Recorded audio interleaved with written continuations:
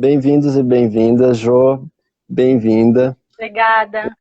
Obrigado por aceitar o convite aqui, todo esse desafio com a tecnologia, que a gente faz testes e testa fone, microfone e tal. E, enfim, a gente está aprendendo. E a minha primeira live.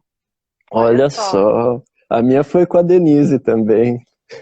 Ah, é? Eu sempre fui devagar para essa história de internet, eu estou aprendendo. Enfim, bom, então vou me apresentar para quem está entrando aqui, é o primeiro Papo Lambeiro que está assistindo, né, e não me conhece. Meu nome é Pedro Cobra, eu sou da Companhia Plástico Onírica, e o Papo Lambeiro é esse programa de bate-papo sobre o Teatro Lambi-Lambi que a gente está organizando aqui toda terça e sexta, né, aqui no canal do Instagram da Plástico Onírica, sempre às 6 horas, né, 18 horas, horário de Brasília. E o Papo Lambeiro, ele não é só uma iniciativa aqui da Companhia Plástico Onírica, mas é uma parceria também com a Companhia Lua pra Rua, que está aí assistindo a gente, e também da Trágica Companhia de Arte de Curitiba, né? A Companhia Lua pra Rua de Minas Gerais e a Trágica Companhia de Arte do Paraná. Bom, e uma coisa importante também para dizer, durante a conversa, vocês que estão assistindo podem interagir aqui conosco, enviar algumas perguntas que vão aparecer aí no chat, né, nesse bate-papo aí que abre junto da transmissão. A Lari aqui, né, minha querida companheira que está aqui do meu lado, ela está na função de anotar as perguntas de vocês, né, e à medida do possível, no final a gente tenta responder elas, todas essas perguntas, tá bom? Então podem ir mandando as perguntas aí que a Lari tá aqui com a caneta e o papel para ir anotando tudo e passar para a gente depois. Oi pessoal que está chegando agora, João, oi Trágicas, e Gabi Céspedes, que eu vi que entrou aí, muito bem, Cecília e Paulo. Bom, oi Paulo! Eu vou apresentar a nossa queridíssima convidada do dia, a Jô Fornari. A Jô, ela é atriz, bonequeira, palhaça, diretora de teatro, oficineira, produtora, ela é muita coisa, gente. Ela atua no meio teatral, ela está no caminho aí desde 94, é isso, Jô? Eu estudei, hein? Eu fui atrás do seu currículo. Eu já perdi as contas, mas pode ser. Em 99, você me contou uma vez, numa carona que a gente estava de carro, que você começou uma grande viagem pelo Brasil, como bonequeira solista, né, e pesquisadora, uma viagem que deve ter rendido histórias incríveis, inclusive. E em 2005 é que você funda a Companhia Andante em Itajaí, Santa Catarina, é isso? Exatamente.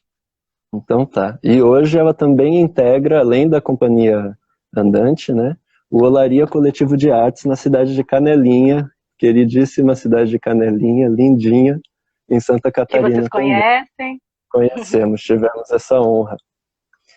E, gente, a Jô, ela idealizou e produziu revistas, mostras, encontros de cacheiros, oficinas de formação de teatro lambi-lambi. Enfim, ela é uma das principais fomentadoras da linguagem de teatro lambi-lambi no país hoje. Ela é porreta, essa moça. Enfim, Jô, então está aberto aqui os trabalhos do Papo Lambeiro. Muito obrigado por estar aqui conosco.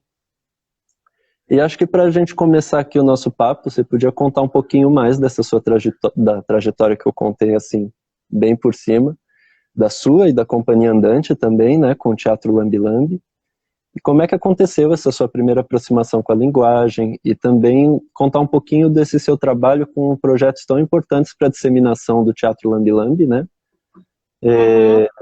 Como o Espia-Sol, esses encontros dos cacheiros, né? O projeto Filhos do Vento, que você contou um pouco para a gente quando a gente estava aí na tua casa.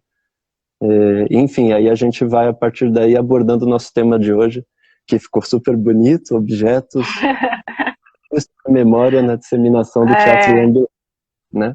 Conta pra gente. O tema ficou super bonito mesmo, nome muito legal, e eu tô aqui, tipo assim, apreensiva se eu vou dar conta de falar de Claro tudo isso. em 40 minutos, né? Sem ser prolixa, enfim. E não perder partes importantes. Mas eu quero também agradecer ao Pedro e a Trágica e a Lua pra Rua, né? Lua pra Rua. É um trava-língua isso, né? Pela iniciativa super bacana, muito legal, né? Acho que é um lugar também super bacana, assim, da gente estar se encontrando, nós os lambilambeiros, que a gente meio que se conhece, assim, todo mundo, né? Ou seja, por grupo de Facebook, ou seja, por encontros, festivais, a gente é uma família meio, bem próxima, eu acho, né? Eu considero. É bonito, é uma rede bonita. Exato, é super bonito mesmo esse movimento todo. E aqui mais um espaço, né, para isso. Então, bem legal, bem bacana. Obrigada pelo convite. Parabéns pela iniciativa. E, bom, só fazer um parênteses ali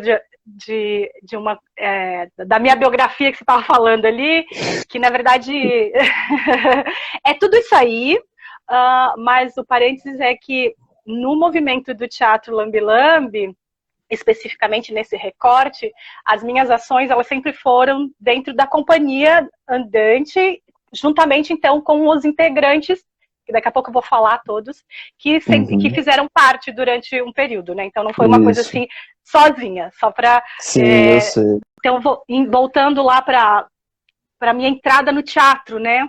Isso. Foi época da faculdade, mas eu acho que 94, 95 eu já não me lembro muito bem, pode ser por aí. E eu comecei a trabalhar como bonequeira, teatro de luva, né? Comecei a trabalhar com um bonequeiro que é o Pedro Dias, que reside agora novamente em Blumenau, e que foi com ele que eu conheci o Teatro Lambi-Lambi. Então, a primeira vez que eu vi o Teatro Lambi-Lambi, que eu assisti um espetáculo, que eu vi uma caixinha, foi através do Pedro Dias, e isso lá por 1998, 97, alguma coisa assim. E, por sua vez, o Pedro Dias conheceu o Teatro Lambi-Lambi através do Antônio Bonequeiro, que, por sua vez, foi um discípulo de Ismene Denise. Sim. Né? Isso há, sei lá, 20 anos atrás. Então, eu brinco, mas não é muito uma brincadeira, né? Dentro da nossa árvore genealógica, tipo, eu sou a 4ª geração dos lambi-lambeiros, né? Então, eu vi a primeira vez com o Pedro, que também na época fazia o trabalho com o Marcelo, que depois, um tempo depois, veio a trabalhar comigo. Mas assim, aí o primeiro contato do Teatro Lambi-Lambi com o Pedro, logo surgiu a vontade de fazer uma caixa, de ter, né, um espetáculo, mas eu só fui realizar isso em 2006. Então, foram quase 10 anos depois que eu consegui, de fato, concretizar uma vontade, né, que era fazer uma caixinha de Teatro Lambi-Lambi. Bom, aí depois, assim, eu fiz uma circulação por alguns estados do Brasil, fiquei 2 anos viajando, fiquei no Tocantins, fui para o Goiás, Bahia, e depois voltei para Santa Catarina. E aí, em 2005, fui morar em Itajaí, e nessa época eu estava fazendo teatro de luva e tal, era uma bonequeira solista. E aí, em 2005, fui morar em Itajaí e lá comecei a montar um espetáculo junto com o Marcelo de Souza, que era esse Marcelo que trabalhava com o Pedro. Então, agora a gente se encontra. Nesse momento, eu reencontro o Marcelo. E aí, trabalhando com o Marcelo, ele foi dirigir o espetáculo Menino Maluquinho, de luva. E o Luiz Melo, que é um artista plástico, ele estava junto também nesse projeto fazendo o cenário. Empanada e tal, tinha todas umas criações muito loucas lá. Bom, e aí a gente passou bastante tempo, assim, tipo 1 ano inteiro montando o Menino Maluquinho. E teve um momento que a gente estava fazendo uma cena do Menino Maluquinho que era de placas. Então, foi pego os desenhos mesmo do Ziraldo e foi montada uma cena curta, com os bonecos, aquelas silhuetas mais ou menos desse tamanho, assim. Só que para fazer a cena, o Luiz Melo, que era o cenógrafo, ele montou toda a cena em papel vegetal com com aquelas imagens do Ziraldo, mas em miniatura, para montar a cena dentro da lógica da empanada que ele estava pensando, como que ia executar. Quando ele trouxe aquelas miniaturas daqueles bonecos, desenhadinha, recortadinha, foi assim uma coisa absurda. Eu olhei aquilo, vários bonequinhos e tal, várias silhuetas, né? E eu fiquei enlouquecida com a beleza daquelas miniaturas. E aí surgiu a vontade de fazer a mesma cena que a gente ia fazer no espetáculo grande, fazer o meu teatro Lambi-Lambi, né, o meu primeiro teatro Lambi-Lambi. E aí o Luiz e o Marcelo curtiram a ideia e a gente fez. Então, antes do espetáculo ficar pronto, antes do Menino Maluquinho de Luva ficar pronto, a gente fez o espetáculo de Lambi-Lambi. Era uma ceninha de um jogo de futebol. Então, eram as plaquinhas que estavam jogando e tal. Estava lá no livro do Ziraldo. E aquilo foi uma loucura, porque isso, 2005, montar uma primeira caixa, mesmo que o Marcelo, por exemplo, já tinha tido uma experiência com o Teatro Lambi-Lambi, já tinha feito 1 ou 2 caixas, era um tempo que a gente, fazer um espetáculo de Teatro Lambi-Lambi, montar uma caixa, era uma coisa muito assim, no lugar do erro e acerto, assim, né? Você não tinha muita gente fazendo, aliás, não tinha quase ninguém fazendo, assim, perto de hoje, né, comparado ao que temos hoje. E não se tinha informações, não se tinha oficinas, então, assim, tinha que pensar o teatro normal numa escala menor. E a caixa, tudo, então, assim, foi um super desafio, foi super problemática, a caixa me dava um trabalho gigante, montar, apresentar. Era assim, aquela loucura, acho que muita gente passa, né? A primeira vez que monta um espetáculo, você começa por um lugar muito complicado para depois ir encontrando soluções mais práticas e que facilite um pouco a tua vida ali, né? Mas foi muito legal porque foi o primeiro passo, assim, né, o primeiro espetáculo, daí toda aquela experiência de viver isso que já tinha essa vontade de 10 anos atrás, né? E aí, eu lembro que eu levei a caixinha para um festival de teatro de bonecos de Jaraguá do Sul, eu não lembro qual, mas acho que talvez o primeiro, ou o segundo, não sei.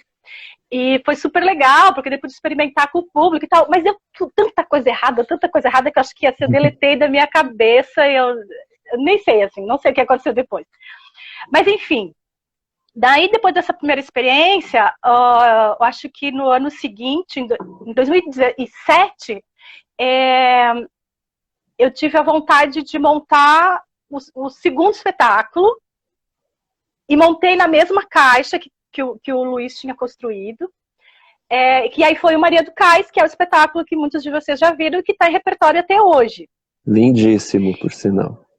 Obrigada. Eu tenho um carinho assim, muito grande pelo espetáculo, assim, acho que foi um momento assim, que várias coisas funcionaram bem e deram certo, tanto é que continua até hoje no repertório, e eu continuo querendo fazer ele, né? Porque às vezes a gente também cansa do espetáculo, né?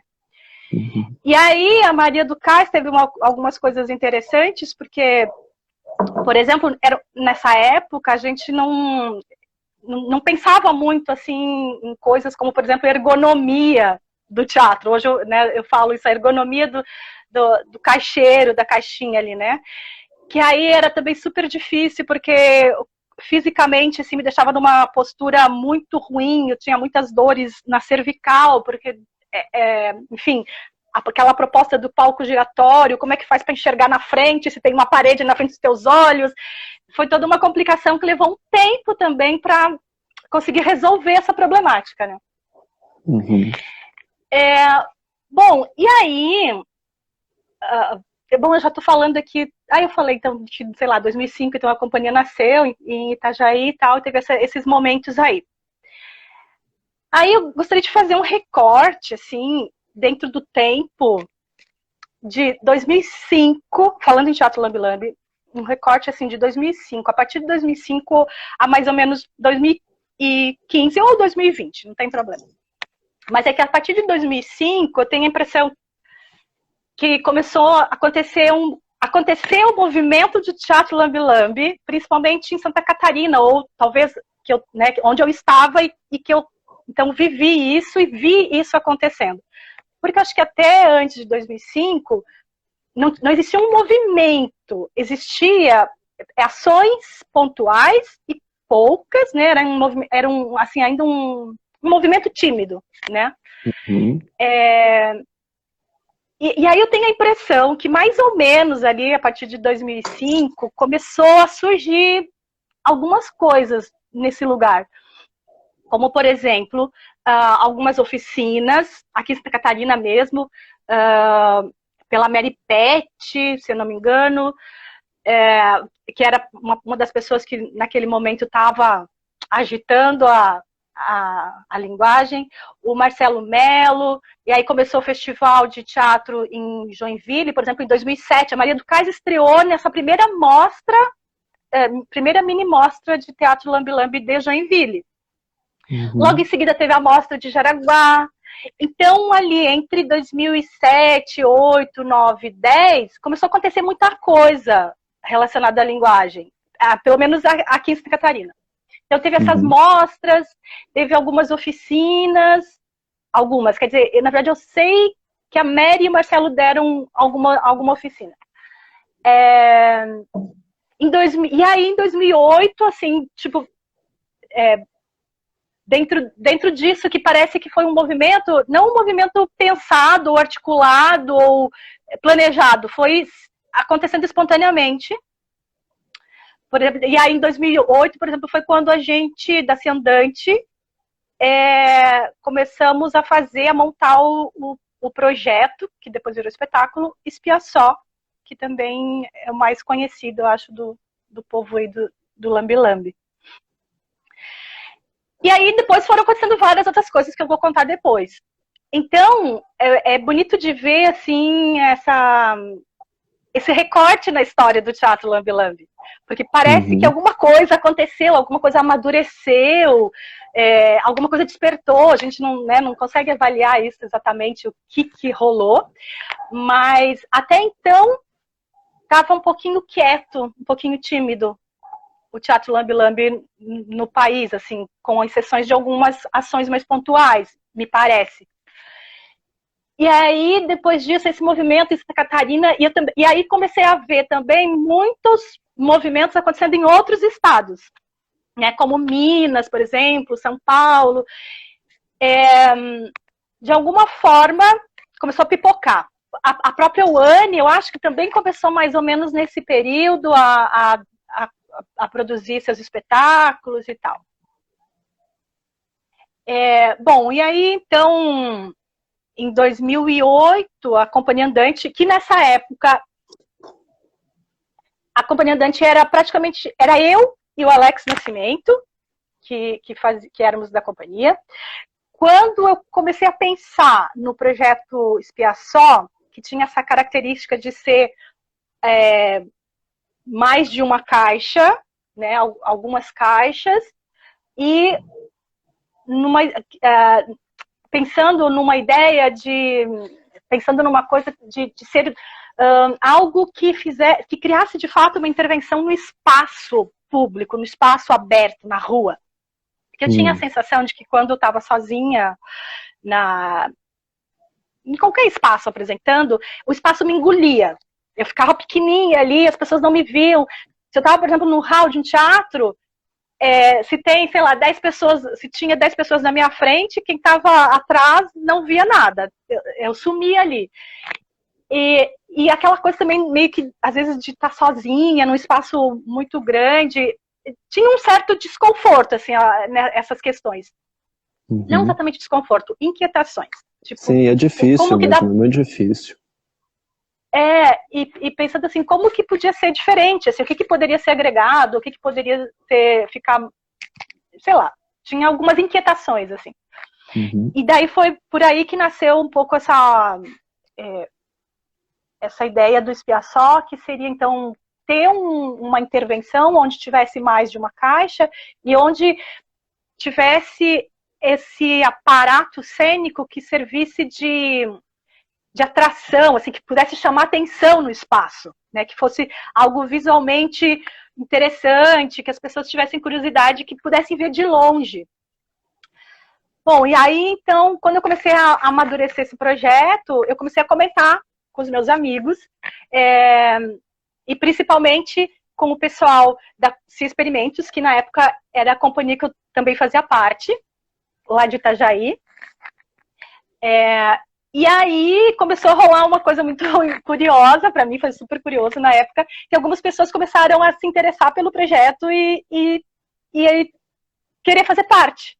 Que foi o caso da Sandra, a Sandra Quinol, já era, né, minha parceira na Experimentos, minha amiga, mas ela se interessou em fazer e aí então entrou nesse projeto, entrou no grupo nessa época. O Marcelo, esse Marcelo Souza, que era amigo do Pedro lá de trás, aliás, lá de trás, que a gente já tinha essa parceria no Menino Maluquinho. Uhum. Ele eu convidei para dirigir o espetáculo, ele super topou. E aí, tem uma coisa interessante desse momento, que assim, em 2007, por aí, Itajaí vivia um movimento bem efervescente, assim, do teatro. Aliás, sempre vive muito, porque o movimento artístico de Itajaí é muito intenso, sempre. Mas foi quando eu estava chegando na cidade, então eu fui tendo esse primeiro contato. E naquela época, estava pipocando muito, assim, uma coisa no teatro, que era os processos colaborativos. Estava super assim, todo mundo falando e pensando, e várias companhias nessa história de processos colaborativos, registros de processo, que mais? Enfim, daqui a pouco eu vou lembrar outras coisas, mas isso eu lembro que foi uma coisa que daí, e eu estava vivendo isso também dentro da Companhia Experimentos, que a gente estava tendo um processo bem colaborativo, e aí eu pensei assim, cara, eu acho que eu quero um processo nesse formato pro Espia Só. Porque a gente, bonequeiro das mais antigas, a gente vem assim um pouco com uma, como é que se diz, um estigma quase, da coisa de o bonequeiro faz tudo. O bonequeiro faz tudo e faz sozinho, né? E eu comecei assim, a minha vida de bonequeira solista era isso. Eu tinha empanada, fazia os bonecos, eventualmente tinha alguém que dirigia, mas tem muito isso, né? E aí, ali eu tava assim, eu quero fazer um outro processo, eu quero viver um outro processo. E aí foi quando pensei que teria que ter todas essas outras pessoas, diretor, cenógrafo, figurinista, enfim, todos. No fim, a gente teve 11 pessoas envolvidas nesse projeto, né? Uau. Foi um projeto daí... Foi um projeto que a gente fez e mandamos para a Lei Municipal de Cultura, lá de Itajaí, foi aprovado. Um projeto na época, eu lembro, era R$10.000. Tipo, super pouco pro tanto de coisa que a gente se propôs a fazer e o tanto de pessoas envolvidas. Mas foi super bonito, assim, super bacana, essa coisa de que a ideia do projeto, muitas pessoas se interessaram e se aproximaram, né? Uma outra coisa que estava nesse momento também, assim, a gente falando muito, era a questão de registrar, né, de escrever sobre. Que aí depois entra a história da gente também publicar revista e tal. Uhum. Bom, então, aprovou o projeto e tal, a gente tinha no projeto uma oficina com o pessoal do Gente Falante, lá de Porto Alegre, o Paulo e o Eduardo, o Duda. Então, a gente, tipo, tinha um monte de ideia, um monte de coisa que queria fazer, mas ao mesmo tempo eu lembro que que a gente não sabia por onde começar. E a sorte que a gente tinha pensado numa oficina com eles, porque aí eles deram um start, assim, porque a gente ficou produzindo bonecos em miniatura, ouvindo muito eles, né, que vinham de uma experiência, assim, de longa data e já tinham tido experiência do circo minimal, né, com bonecos miniaturas e tal. E aí foi super bacana, assim, porque eles trouxeram muita informação e foi super, super gostoso passar, assim, vários dias com eles e tal. E aí, depois disso, então, nos juntamos eu, o Alex, a Sandra, o Marcelo, o Roberto Gorgatti, que entrou como cenógrafo, que nunca tinha visto nenhum teatro lambe-lambe, não sabia o que era. Ele disse que a primeira caixa de teatro lambe-lambe que ele viu, não tinha nada lá dentro. Então ele foi assim, tipo, agora eu vou conhecer o teatro lambe-lambe. E aí ele olhou e não tinha nada. Né? Que loucura. Que loucura. E aí ele criou umas coisas incríveis a partir dessa primeira experiência que foi o vazio. Né? Maravilha. Maravilhoso. E aí, então, a gente, daí passamos, por exemplo, 1 ano montando isso tudo.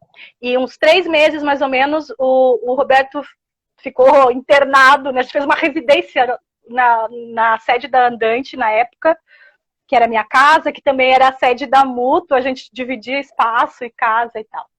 Da Companhia Mútua de Itajaí, que também, sim. Já também estava na estrada, nessa época, né, já tinha os lambes deles e tal.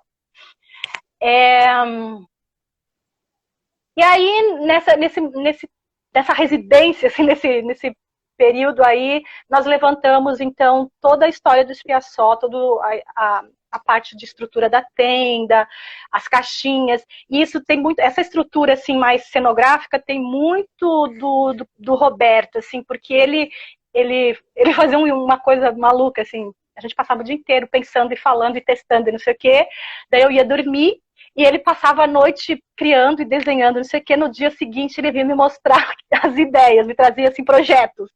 Jô, o que você acha disso? Vamos fazer aquilo, não sei o quê.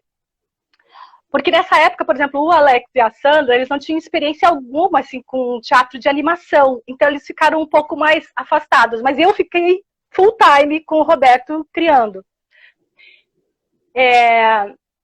Bom, aí, nessa época, teve uma coisa que eu acho que vai fazer um link depois, mais tarde, com a história do teatro de objetos, por exemplo, que na época, a gente conversando muito, e também junto com o Marcelo, né, que daí estava dirigindo todo esse processo, a gente conversou muito e tal, e a gente entendeu que a gente tinha que levar para dentro da caixa uma história que tinha muito a ver com a gente, tinha que ser uma coisa muito, muito assim, que estava gritando, que tipo, a gente tinha que contar, a gente tinha que botar para cena, e tinha que ter um aspecto muito forte de pessoalidade, assim. Porque a gente não sabia o que a gente queria montar, tinha algumas ideias, mas tipo, porque a gente não tinha um tema específico, tipo, tava tudo muito solto. E aí decidimos que cada um dos caixeiros, que daí nesse momento seria eu, a Sandra e o Alex, a gente ia escolher uma história, e uma história que achava que tinha muito a ver com a sua história, ou com algo muito pessoal, para então montar o espetáculo. E assim foi feito. E isso depois permeou todo o processo do Espiaçó, que ele levou 2 anos, porque a gente fez um repertório de 6 histórias, então no primeiro ano a gente levantou cada uma história, no segundo ano todos levantaram a segunda história.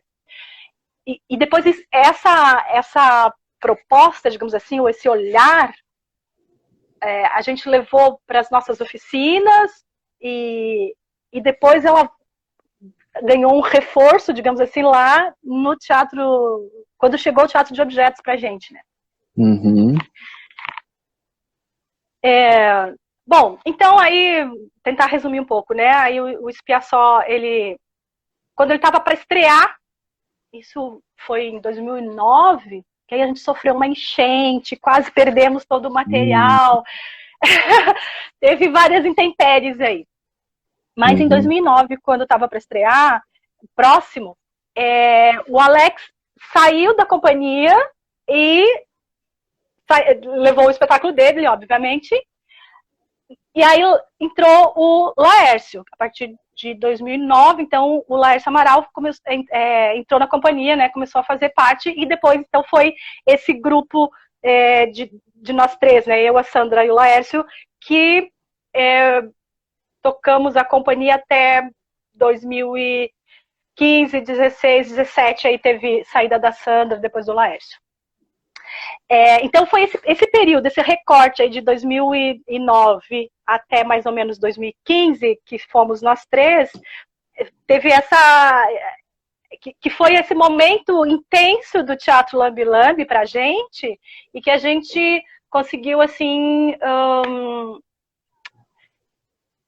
criar e produzir, idealizar várias ações de fomento com a linguagem, assim, né? E que conseguimos, assim, entrar nesse lugar de disseminação, né, bastante intensa, assim, que foi super rico para nós e acho que rico para o movimento, né? Com certeza. E continuo. Não, Quer perguntar alguma coisa? Não, é isso aí. A revista Lambi Lambi, ela tá, se eu não me engano, conectada com esse projeto do Espia Só, é isso? Vocês começaram com essa vontade de registro, né? E a primeira edição da revista Lambi Lambi, ela, inclusive, eu estava dando uma olhada, acho que ela completa 10 anos nesse ano, é isso? Ela é de 2010, parece. Isso, ela foi... Isso? Foi, isso. Porque, assim, o projeto Espia Só, acho que a gente ganhou 3 editais com ele. Exatamente. A gente teve o primeiro, que foi na lei municipal, então a gente conseguiu levantar uma parte de todo o projeto. Daí no ano seguinte a gente conseguiu ganhar um prêmio da Funarte, acho que foi o Miriam Muniz, se eu não me engano, e o extinto Miriam Muniz, e também um prêmio estadual. Daí foram mais uma grana que entrou, e aí a gente ficou mais um ano trabalhando em cima, montando as histórias, finalizando toda a estrutura. E aí a gente fez também, tinha o projeto já da revista, que a ideia era, inclusive está aqui ela, olha que bonitinha, quem não conhece. Ela é do mesmo tamanho da 2 e da 3, ela é bem fininha, tem... Está disponível no site da Andante, não é isso? As três versões estão disponíveis para todo mundo ver, porque sempre tem gente nas oficinas que pergunta, mas que material que existe publicado e tal, então sempre falo, tem a revista da Companhia Andante, que está disponível, tem as revistas também da Girino, né? Isso. Minha dissertação também está disponível. Então, essa foi a primeiríssima publicação especializada sobre o Teatro Lambi Lambi, né?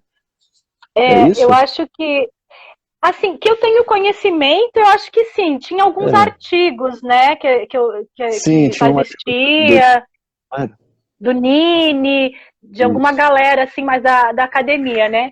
Então, talvez, eu acho que a revista do Girino, acho que ela entrou, talvez, logo depois, eu não sei que ano que começaram. Mas impressa foi, eu acho que, o primeiro material. E talvez tenha sido a primeira. Muito bacana.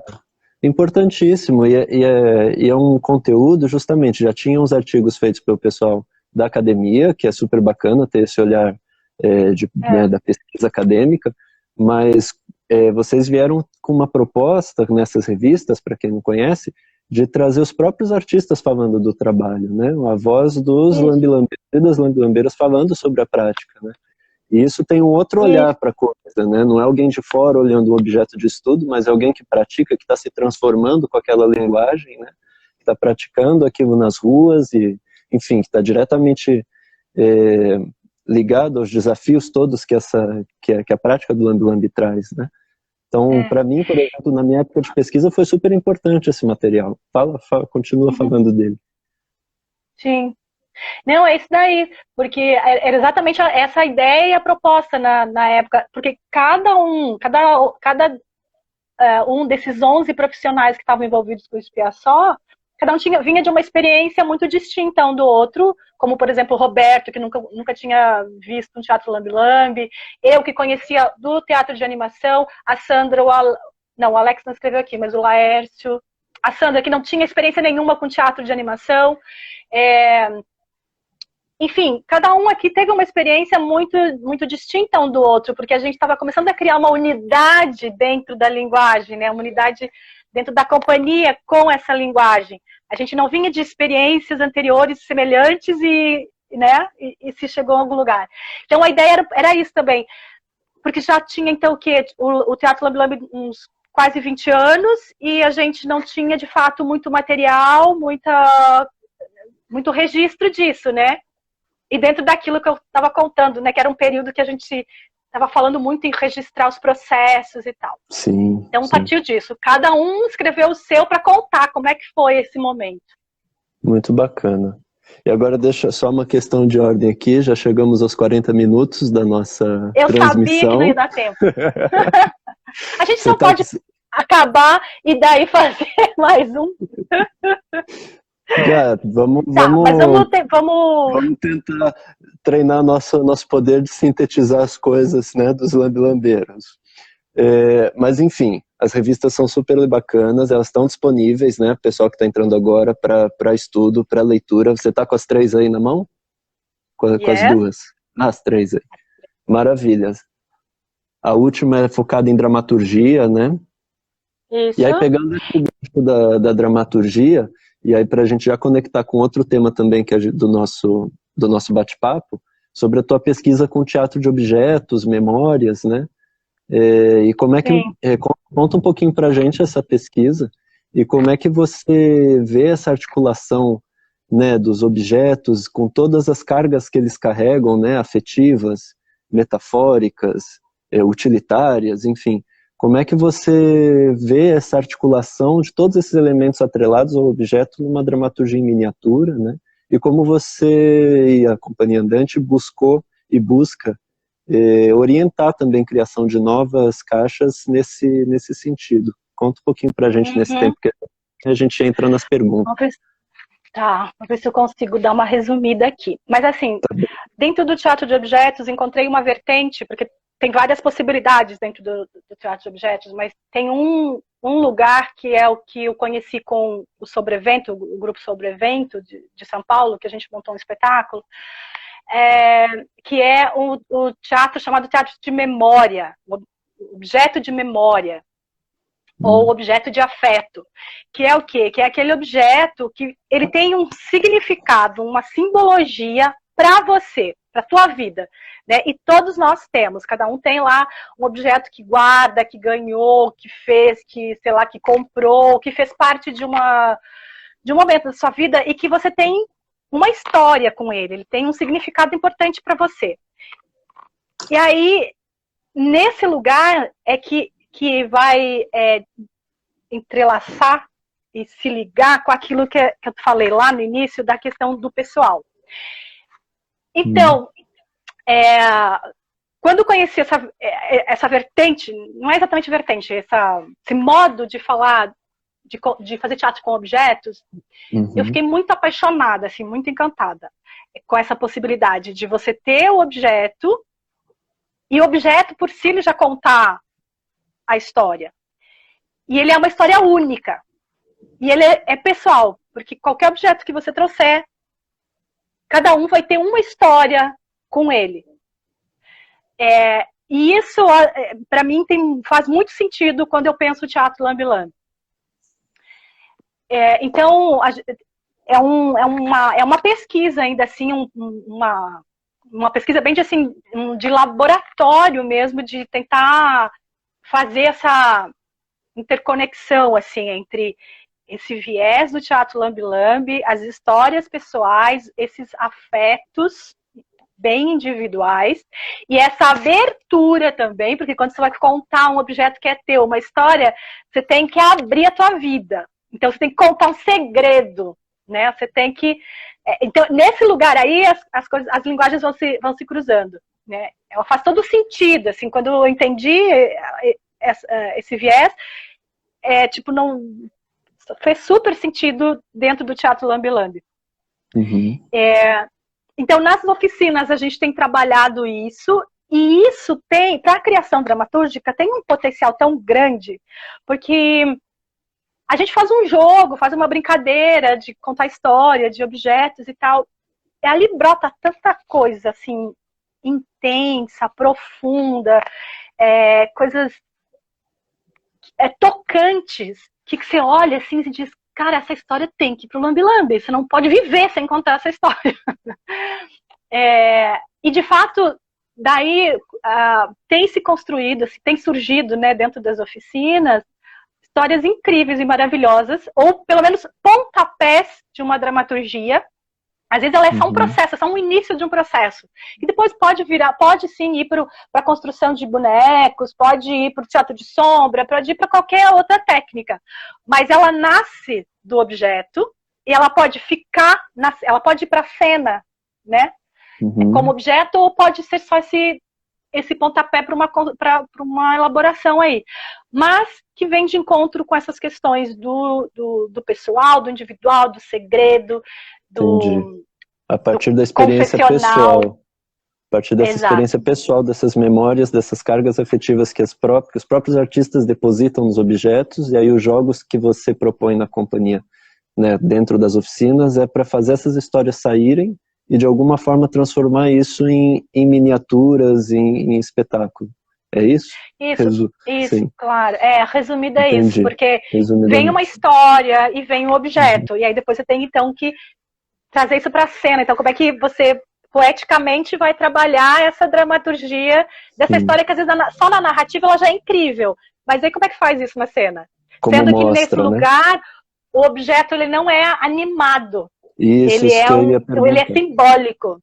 Entendi. Você não transforma o objeto num boneco, você trabalha justamente com como ele é e traz outras funções, às vezes, para ele, certo? De acordo com o jogo com outros objetos, ou com uma narração, ou o que seja. E, às vezes, trabalha com a própria função dele dentro das metáforas que aquele objeto já carrega, né?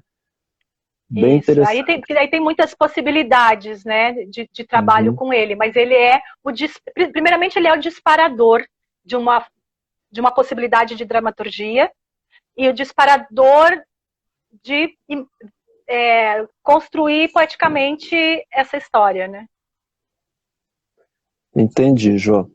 Vamos passar para as perguntas, a gente está chegando nos últimos 10 minutos do nosso bate-papo. Eu quero mais bate-papo porque eu não contei nada. É curto, passa logo.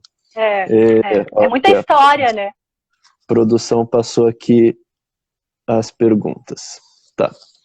Então, aqui tem uma pergunta da Gabriela. Gabriela Céspedes, foi ela que fez? Outra Gabriela? Gabi, beijo! Ela perguntou, Jô, você acha que o Teatro Lambi-Lambi encanta os espectadores porque os objetos são a extensão das pessoas?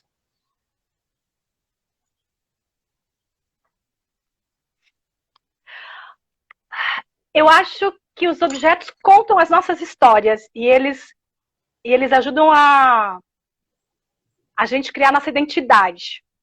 E eles são parte da nossa vida, né? Nosso cotidiano, estão aqui. Eu acho que eles encantam por várias questões. Talvez essa não seja a única. E ele acaba tendo vários elementos, né? Porque assim, é o objeto, é a música, é a narrativa, é a história, a intensidade da história. Então, acho que esse conjunto, ele sozinho, talvez, quando eu falo objeto, daí é o objeto, esse objeto aqui. Vamos falar de boneco, daí talvez um boneco antropomórfico, né? Sei lá, um boneco, talvez ele por si só encante sozinho. Mas quando fala de objeto que vai para a cena, ele sozinho talvez não diga nada. Mas essa trama é que vai despertar a minha história, vai despertar a sua. Nesse lugar, assim. Entendo. Entendi. Aí a próxima pergunta, vamos lá. Do Joesile Cordeiro. Jô, o que você acha que faz o maior número de lambilambeiros e multiplicadores de teatro lambilambe estar concentrada no sul e sudeste e não no nordeste, a região de surgimento da linguagem? Isso é uma boa pergunta. É uma boa pergunta, né? Eu não sei dar uma resposta, assim, eu posso dar uma ideia do que, sei lá, da minha experiência enquanto artista aqui no sul do Brasil. A gente tem o sul do Brasil que tem um movimento muito intenso de produção artística. E tem uma coisa, por exemplo, que agora... Também.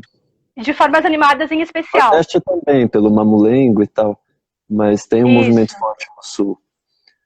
Enfim, desculpa, e eu acho que tem uma coisa, tudo bem, tem uma coisa que a gente tinha, que agora a gente tem menos, mas que teve um período, que mais ou menos nesse recorte de tempo que eu estou trazendo aqui, que no sul do Brasil a gente estava, no sul e no país, enfim, a gente estava se disponibilizando muitos editais e projetos e coisas, onde a gente tinha esse espaço para dizer assim, eu vou investigar, por aqui eu consigo pesquisar.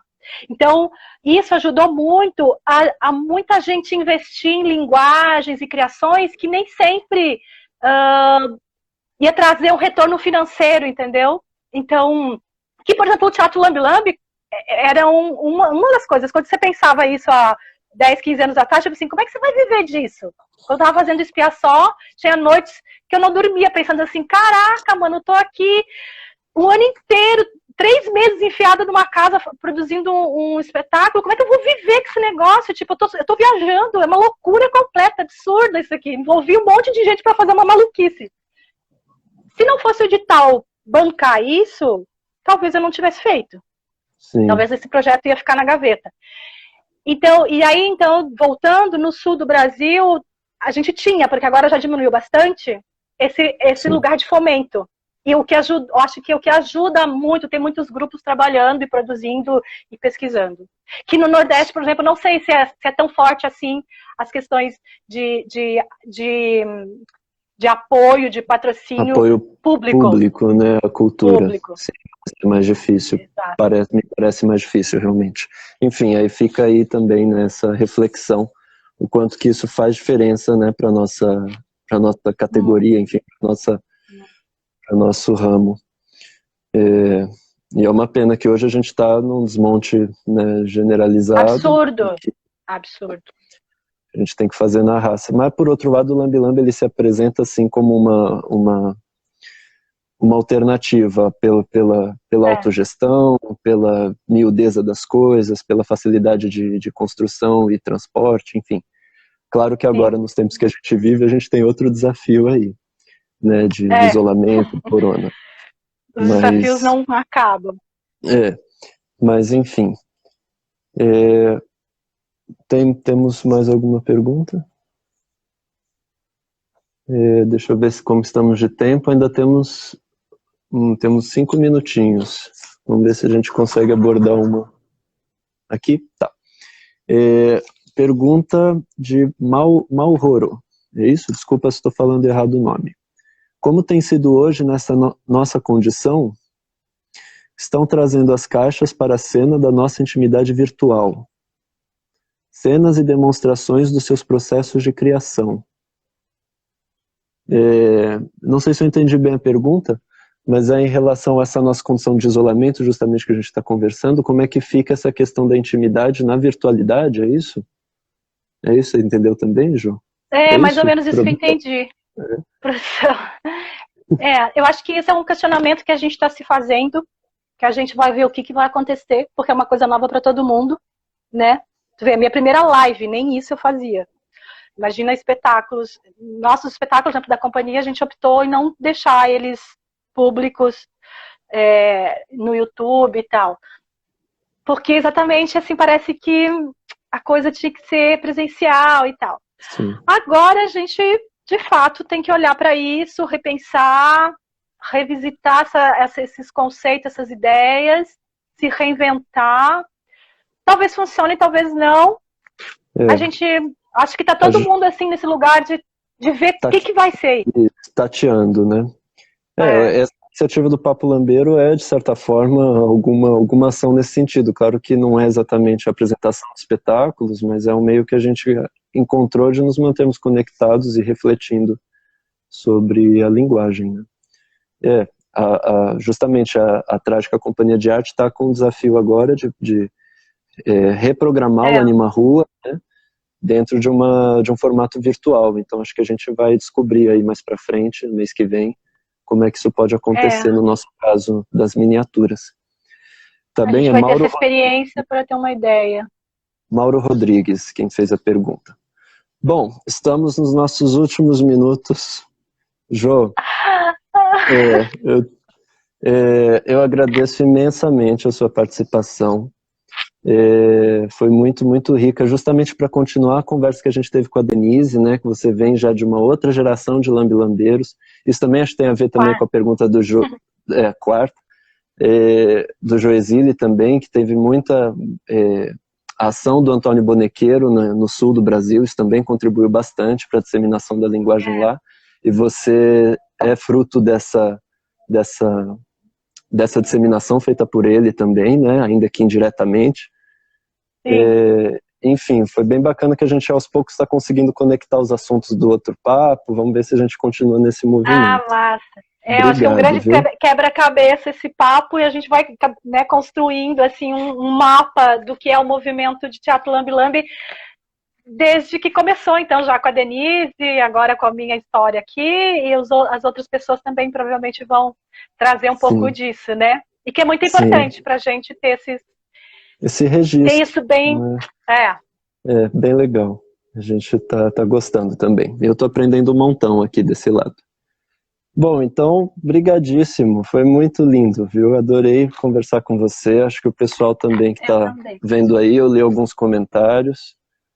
O pessoal mandando abraço para você, a Ana Pio falou que foi ótimo te escutar e tal. Foi muito gostoso. Então vou aproveitar também para anunciar o próximo Papo Lambeiro, né, que vai acontecer na próxima terça-feira, dia 28, às 6 horas, né, 18 horas, horário de Brasília, e a gente vai ter como convidado o Felipe Isaac, nosso querido compositor da Companhia Plástica Onírica. Felipe! Ele vai falar sobre a sonoplastia como elemento dramaturgico. Então a gente vai continuar essa conversa de dramaturgia com ele também, mas aí pelo viés da música. Sim. Jô, tem uns últimos minutinhos aí pra gente se despedir.